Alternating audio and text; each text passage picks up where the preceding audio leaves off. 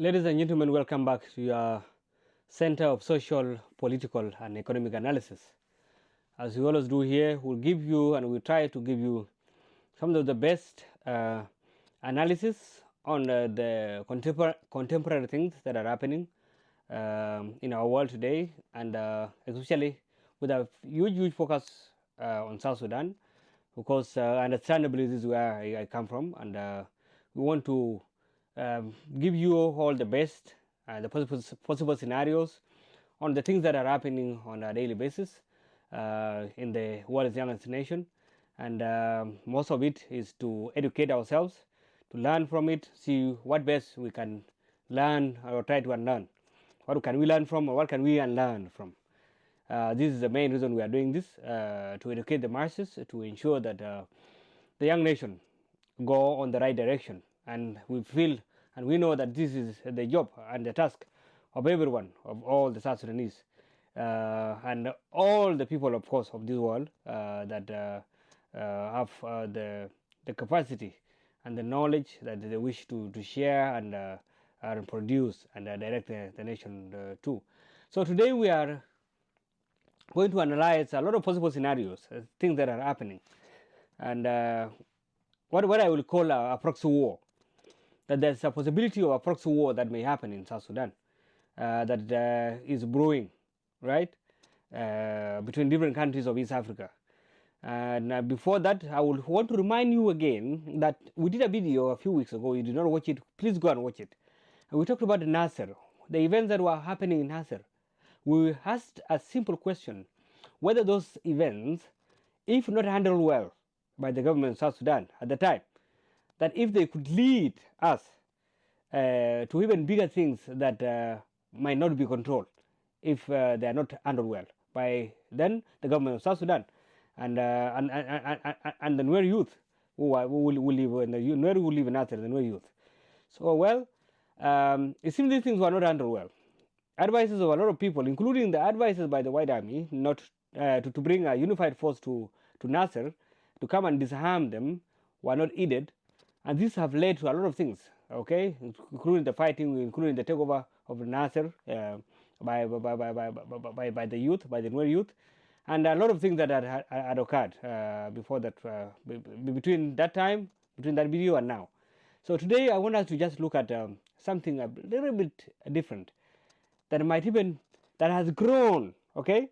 So this thing that seemed to be a tiny mouse, okay, before has now grown, okay, into a bigger animal. Maybe it might become an elephant soon, right? If not even handled, because there's still an opportunity to handle this. If not handled, it might even grow bigger, right? So this is it. Let's last week, okay? The government of Sudan, accuses South Sudan of supporting the RSF.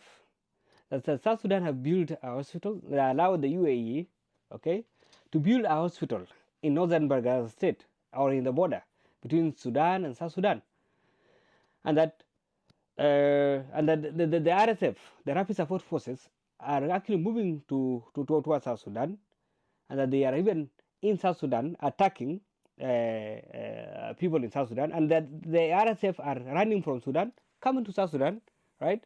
So justifiably, Sudan is afraid of this, because if RSF find a hospital in South Sudan or they find a place where they can hide within South Sudan, then this is a big concern for the Burhanish government, right? The people are fighting them now for a while. So this one brought a lot of question from Sudan. Why is South Sudan coming in? And this came also after about 400 South Sudanese were massacred, 400 by the RSF, inhumanely, on video, being shot at, being killed in a very bad way. If you remember also, we did a video before when the South Sudanese were killed in Khartoum, and South Sudanese acted in Juba, wanted to also replicate the same on the Sudanese one in South Sudan. But the government of South Sudan actually at that time did very well and acted good and calmed the situation. But in this case, 400 South Sudanese were killed by the RSF indiscriminately, very bad, inhumanly, right? Captured and killed and shot at, and it was really bad, right? Out of fear, I think the government of Sudan is feeling that the RSF is taking is running now. They are now chased away from Khartoum, and now they're coming to South Sudan to come and try to fight the war and decide to hide, and then plan for attacks for Sudan, and that the government, the hospital that was built in the border of South Sudan and Sudan in northern Bagadal is something that will be used to do other things rather than it being a hospital. So the Sudan is so worried, and because they have this experience before, but the hospital of the same kind was built by the UAE in Chad, and it was supporting the rebels in Darfur before, and this is what led to the fighting. So this is why Sudan, maybe according to their intelligence, are not happy with this, and they are telling South Sudan, my brothers, please stop this, right? Do not allow this to happen. And one of the generals there really spoke, was very angry, and he really made his intention known that we will not tolerate this. He tells South Sudan like this. And if you can remember, Sudan and South Sudan are brothers, but yes, we will remember the bitter history that we all come from, right? That we all come from. To this day is still there, okay? We say that we are still keeping it, but it's not something that you can push away from. So in this new development, South Sudan Foreign Ministry then came up with a statement warning Sudan of an encroachment of its territorial boundary, that it should respect its territory and its sovereignty, right? And that Sudan should not speak the way they did, and you know how it is, all right? All the diplomatic talks and all these kind of things, right? But when you look at it now, on the other hand, South Sudan has Ugandan forces in the territory, right? There's a pact that was signed by South Sudan and Uganda in 2014 that has seen expired, and there's a new government in place called the Artigonu, okay? Brought in by a peace in 2018, right? So the first document was already finished, but now there is a government, the army in South Sudan that has come from Uganda, that has come in the name of helping secure Juba and help President Kiir. But what they came to do exactly is they have been bombarding a section of a South Sudanese community which is unheard of, killing the Nuer people, right? A section called the Nuer people. You can call it a tribe, but I normally don't refer to ethnic communities as tribes. I refer to them as nations. So this nation of the Nuer are being killed indiscriminately with bombs that are chemicals that are already disallowed. Okay, in Nasir, in Longchuk, in Akobo, in Jigmir, all these other places, they just bomb indiscriminately, right? By Uganda, right? By the army in Uganda, which is very unfortunate. So when you look at it this way, it looks like South Sudan has opened its borders to foreigners, to foreign troops to come, or to people to come and do what they want in their own land. So when you see that they are telling, South Sudan is telling Sudan, okay, to stop meddling its affairs and to respect its territorial sovereignty, it is forgetting that it is bringing in Uganda, okay, to come and kill a section or a community section within its territory, within people that the government should be protecting are being killed, including children and women. You have seen the photos. I said before in a video that I will not show the photos here because they are very bad, right? So when you look at it this way, you find that this is some sort of a double standard. You cannot bring an army to your place because you are not handling your internal affairs, things that you don't even go overboard, things that you can handle actually as a government. That's a simple thing. It's just a matter of talking to your people, telling them, guys, let's do this and this. Let's have a common understanding. Let's do this. What we need is peace. We need us to go together as a community, as a society. We do not want to take our country to war again and all these kind of things, right? Then you can handle it and calm your youth, calm your country. You bring in an army to come and help you in the pretext that these people who are causing war, these people are terrorists. You kill people, terrorists, people who don't demand money. People who are living in their own land. doing their own farming, youth, children. You call them terrorists? You cannot call them terrorists. They are never trained. They live in their own homes. It's like going now, because the same thing that were happening in Nasir, they also happen in northern Barghazal. All right? In northern Barghazal, there was fighting there, and the youth said they were not be disarmed, and they fought with the army, and they were never bombed with cluster bombs. And this is where the ethnicity section comes in. Right? It is ethnic profiling of the Nuer. And this cannot work. I have said it and I will say it again and again that you cannot eliminate an ethnic community, especially the Nuer in South Sudan. It cannot work. Right? It's better to accept this fact now and try to make South Sudan better for everybody. So if a country bring another foreign country to come and fight an ethnic group, right? And now you are telling another country that tells you please don't support my rebels, okay? That to respect my territorial boundary. Is that not double standard? That is an add-off. And this is why you see that Sudan is now finding itself with RSF going to make, okay, create some sort of proxy war within South Sudan. These two warring groups of Sudan, they will end up in South Sudan and they will fight their war now in the South Sudan territory, which is very unfortunate. All right?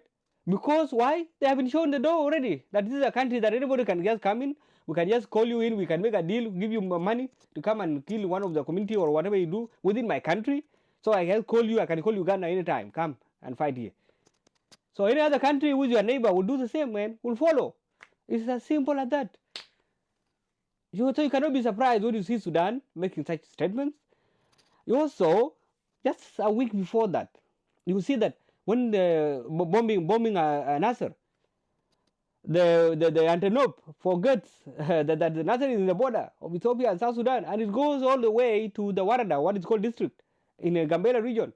Go Wanake and all these areas. It goes try to hovering around until Ethiopia had to come make a statement and say you have to respect the airspace, because what you're doing is not okay. You are coming to our territory. This is not South Sudan.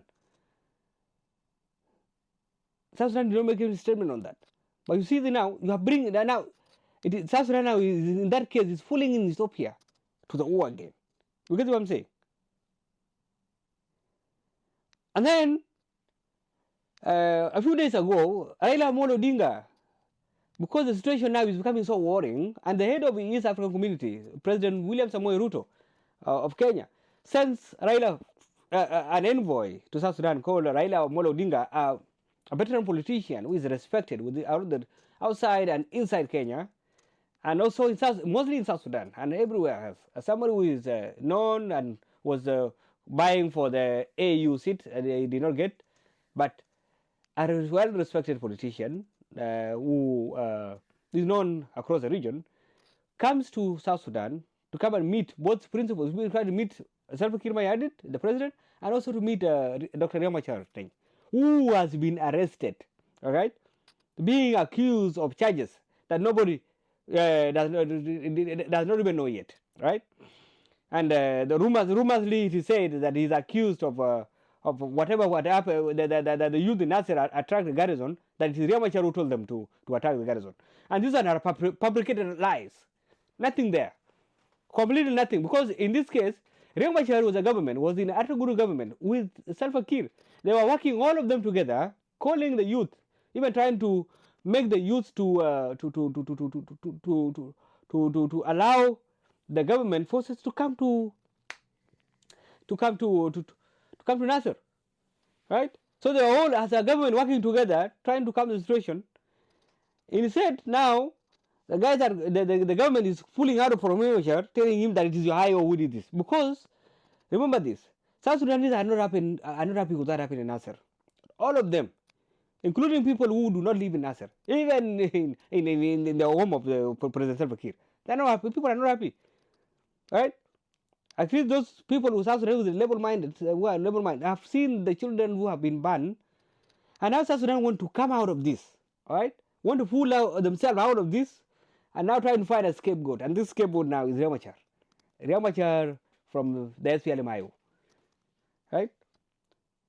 So you look at these scenarios. So Riek Machar is arrested, and then William Ruto is worried, as rightly so, as the East African Community chairman, is so worried and sends an envoy to South Sudan, who is Raila Odinga.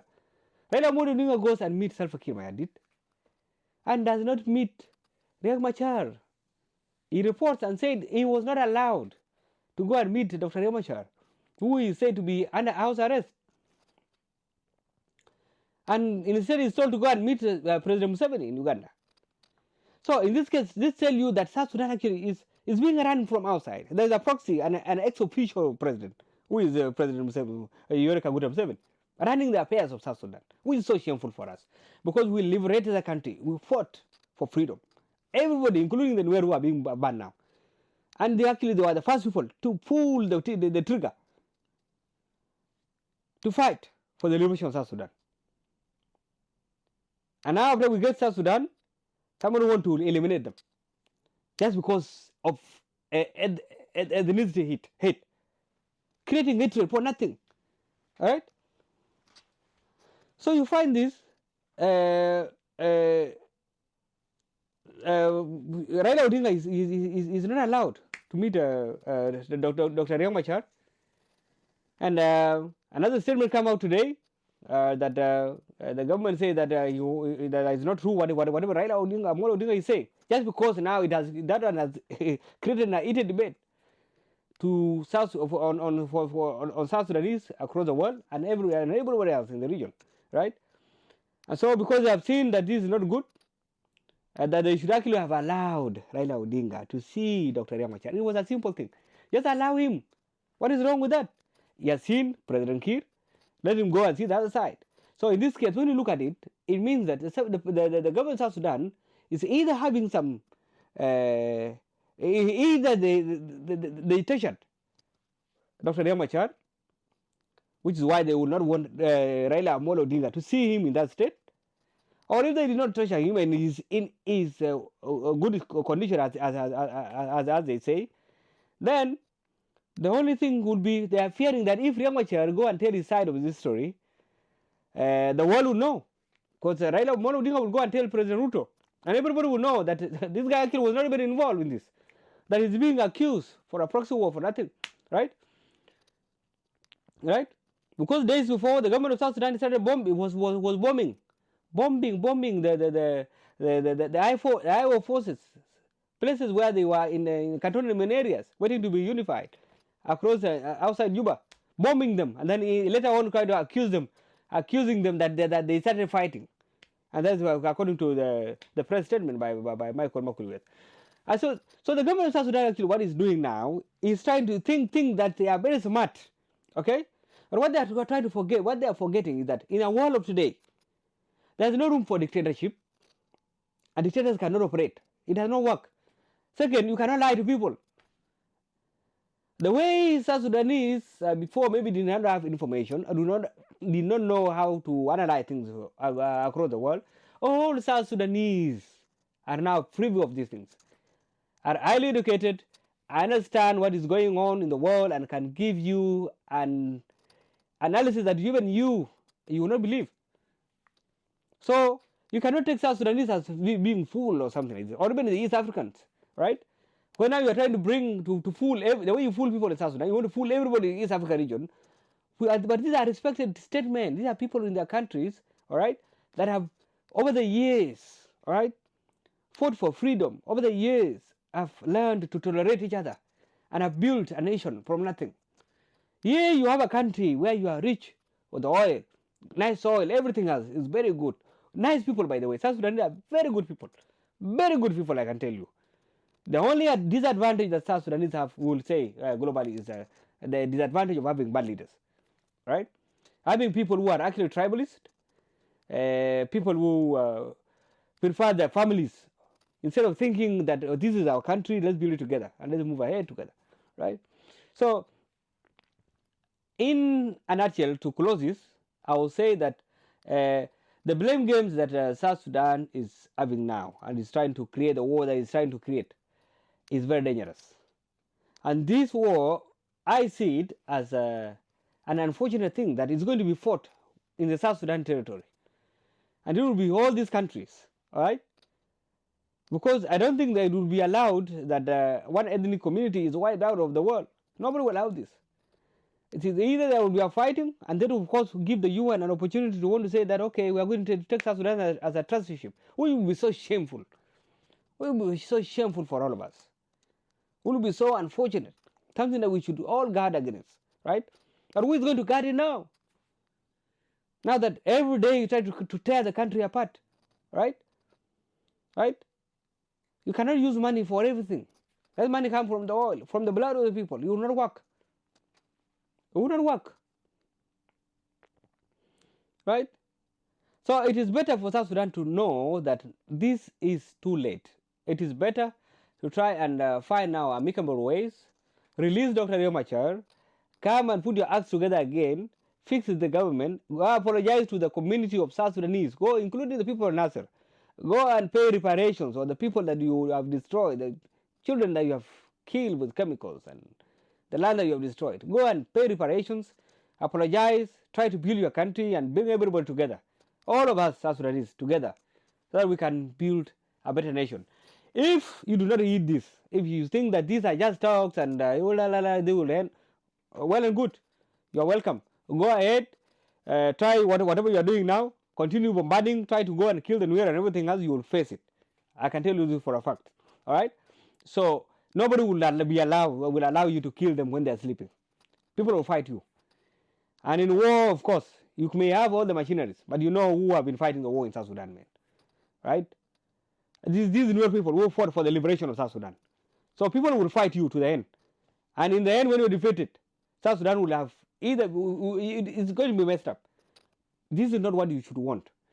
And I think this is what even the president of, the son of Yoweri Kaguta Museveni, Muhoozi, in a way, he came up with all his tweet statements saying that we are going to clear the Nuer, we are going to kill them and everything else. He is bringing out all the plans that were done in closed doors to go and kill the Nuer. But so I see this guy actually as, it is something that has caused an outrage in social media, right? The way he talked was really not good.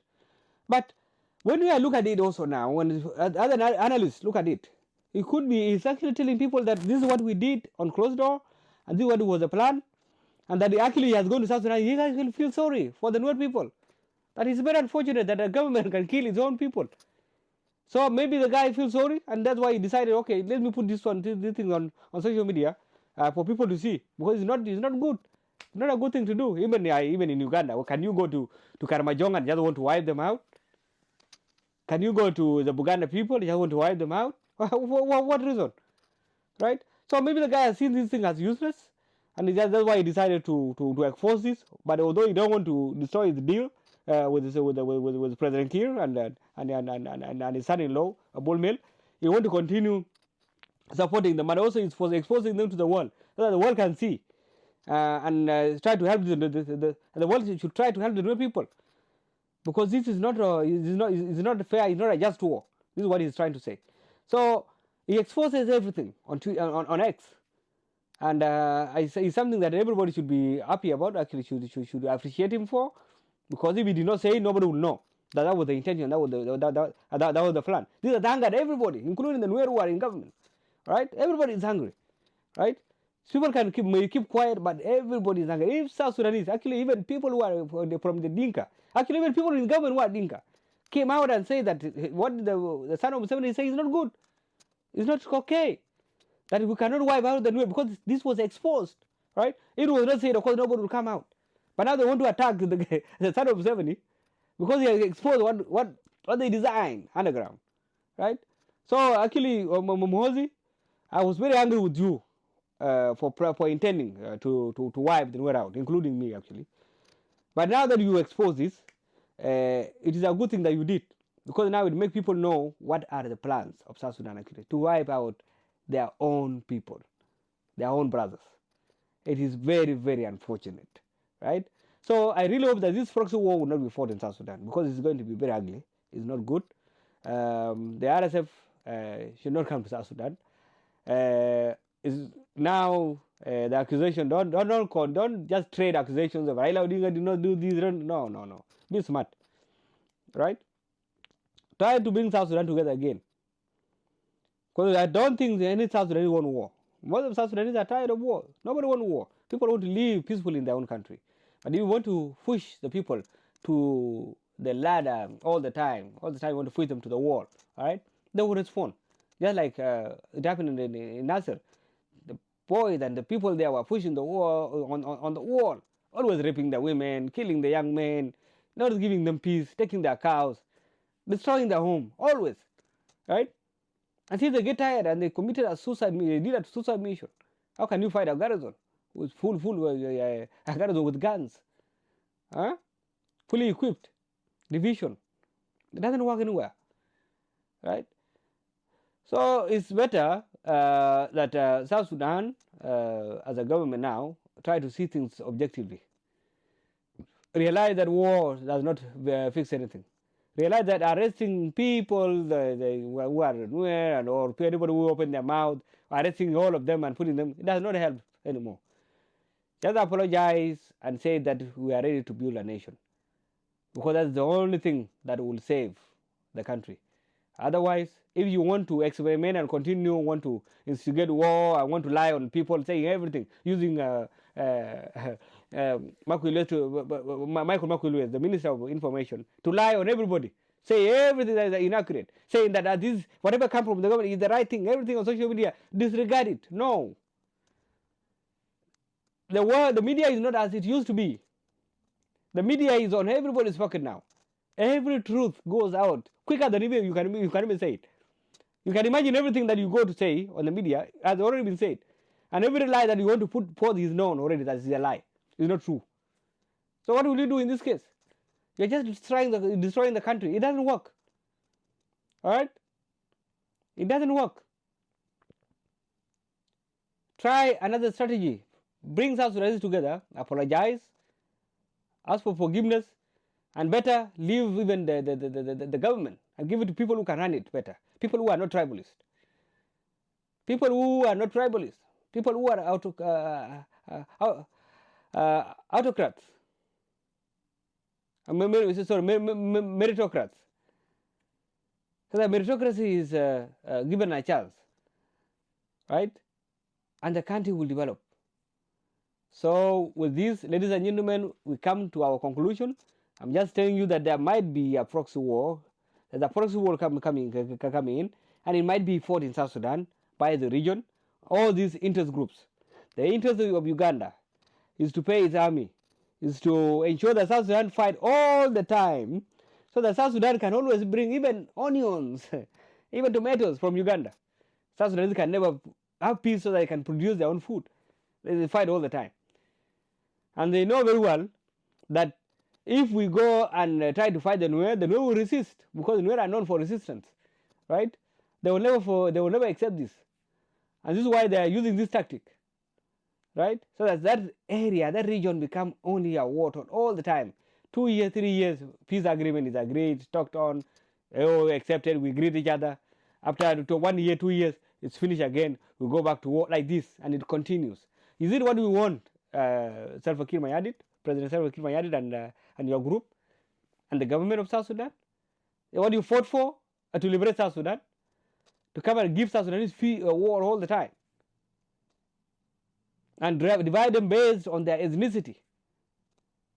No, it doesn't work like this. And try to get from each ethnic group, you try to use divide and rule, give one governor or this and this leader here and there, give something, some small cash here and there to bribe them, to make them feel like there is the same government. Do you think this can work now? You cannot fool people. These are archaic ways of governance. They used to be used in the past, not now. You cannot use it in the 21st century. Right? There's no means of governance that goes this way now. Everyone knows what you're trying to do. So just stop it. Thank you very much.